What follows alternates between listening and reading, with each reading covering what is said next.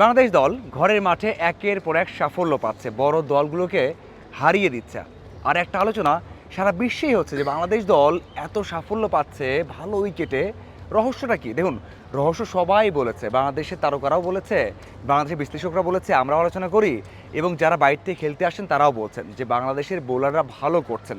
বিশেষ করে পেস ডিপার্টমেন্টে কাকে রেখে কাকে ফেস করবে। কি হয়, একটা দলের একজন খুব ভালো বোলার থাকলে অপোনেন্ট চিন্তা করে যে হ্যাঁ, নাহিদ রানা ভালো বল করছে, তাকে আমরা সাবধানে ফেস করব। অন্যদিকে বাংলাদেশের তিনজনে দারুণ বল করছে, মানে নাহিদ রানা, তাসকিন নাকি মুস্তাফিজ, কাকে ফেস করবে কাকে করবে না, এটা ভয় তৈরি হয়ে গেছে। কিন্তু আমার মনে হয় যে বোলারদের সাথে একটা বড় রহস্য আছে, একজন বড় ফ্যাক্টর আছে যিনি বাংলাদেশকে এমন ম্যাচ জয়ে অবদান রাখছে বা সাফল্যে বড় অবদান রাখছে, কিন্তু নীরবেই থেকে যাচ্ছেন। তিনি হচ্ছেন তাওহিদ হৃদয়। একটা সময় এত কথা হয়েছে তাকে নিয়ে, আমি নিজেও সমালোচনা করেছি, কথা বলেছি, বিশেষ করে টি-20-তে। সেই তাওহিদ হৃদয় গেল 2 বছর যা করেছেন, মানে সেই চ্যাম্পিয়ন্স ট্রফির পর থেকে, ওখানে একটা সেঞ্চুরি করলেন, এরপর থেকে যা করেছেন, এটা আমার মনে হয় বাংলাদেশের ওই জায়গাতে খেলে 5-6 নম্বরে খেলে কেউ করতে পারে না, কেউ কখনো করতে পারেননি। হ্যাঁ, যদি করতে পারেন সেটা মাহমুদুল্লাহ রিয়াদ। আপনি বলতে পারেন যে বাংলাদেশের একটা পাণ্ডব, হ্যাঁ, যদিও অনেকে বলেন যে পঞ্চপাণ্ডব দরকার নেই, কিন্তু আমরা যদি তুলনা করি তাহলে মাহমুদুল্লাহ রিয়াদকে আমরা পেয়ে গেছি। সাকিবের রিপ্লেসমেন্ট হবে কিনা, তামিম, মাশরাফি, মুশফিকের হবে কিনা পরের বিষয়, বাট মাহমুদুল্লাহ রিয়াদকে আমরা পেয়ে গেছি। গেল 2 বছর কি অসাধারণ করেছেন। দেখুন, এই বছর 9টা ম্যাচ খেলেছেন, সবশেষ যে ইনিংসটা অস্ট্রেলিয়ার বিপক্ষে থার্ড ওডিআই, সেখানেও 83 করেছেন। একেবারে দারুণ একটা ইনিংস খেলেছেন। যে সময় বাংলাদেশের প্রেশারে পড়েছিল, 61 রানে 3টে উইকেট গিয়েছিল, সেই সময় নেমে 100-র আশেপাশে স্ট্রাইক রেট রেখে যখন ব্যাট করেছেন, 83 রান করেছেন, বাংলাদেশ দলকে 270 পার করেছেন, তখন আপনাকে বুঝতেই হবে বা বলতেই হবে কি দারুণ একটা ইনিংস তিনি খেললেন। শুধু এটা নয়, আগে যে দুটো ইনিংস খেলেছেন 40 এবং 31 করেছেন, আপনি রান সংখ্যা থেকে বলতে পারেন যে ইম্প্যাক্ট নাই, কিন্তু ইম্প্যাক্ট আছে।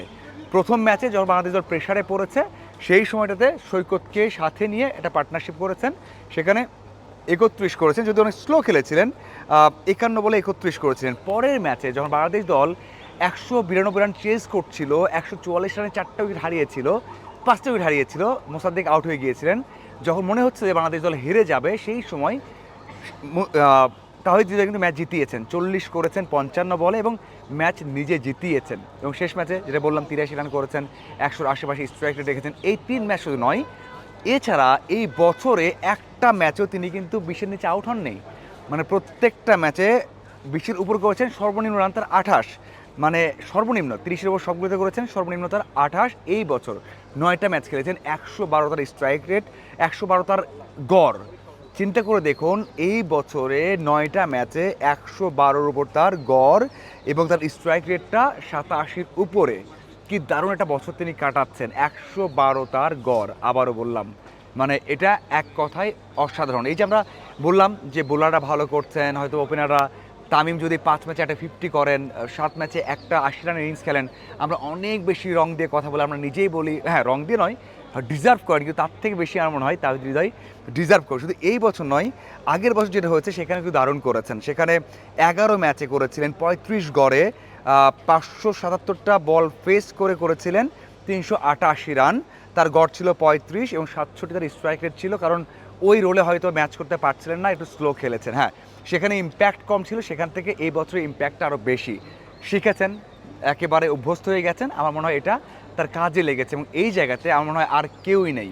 আমি যে কথাটা বললাম যে মাহমুদুল্লাহ রিয়াদকে আমরা পেয়ে গেছি, যদি মাহমুদুল্লাহ রিয়াদ পঞ্চমনবরে এক হতে পারে, হয়তো হৃদয় যেই ধারাবাহিকতা রাখছেন, প্রত্যেকটা ম্যাচে রান করছেন, এত বেশি কনসিস্ট্যান্ট, এত বেশি আত্মবিশ্বাস, এত বেশি স্বাচ্ছন্দ্য বোধ করছেন, তাতে মনে হয় যে কোনো কন্ডিশনে হৃদয় ভালো একটা কিছু করতে পারে। আর একটা স্ট্যাট দিয়ে শেষ করতে চাই, মিরপুর যেখানে অনেকে রান করতে পারেন না, রান আসে না, হৃদয় কিন্তু এখানে রান করেছে 53 গড়ে, 10 বা 11টার মতো ম্যাচ খেলেছেন, 53 গড়ে রান করেছেন, যা এই যে স্কোয়াডটা আছে সেখানে কারো এত গড় নেই। এখানে এই সিরিজগুলোর আগেও যেটা হয়েছে যে অনেক বোলিং ফ্রেন্ডলি উইকেট ছিল, সেখানে কিন্তু রান করেছেন, তার মতো আর কারণেই 35 গড় আছে সৌম্য সরকারের, এরপর আছে শান্তর 29, তারপর যদি লিটন দাসকে ধরি, লিটন দাসের আছে কিন্তু গড় 19। তো আমার মনে হয় তাহিদ হৃদয় বাংলাদেশের বর্তমান প্রেক্ষাপটে বেস্ট একজন ব্যাটার এবং যতটা না আমরা তাকে নিয়ে কথা বলি তার থেকে বেশি ডিজার্ভ করে।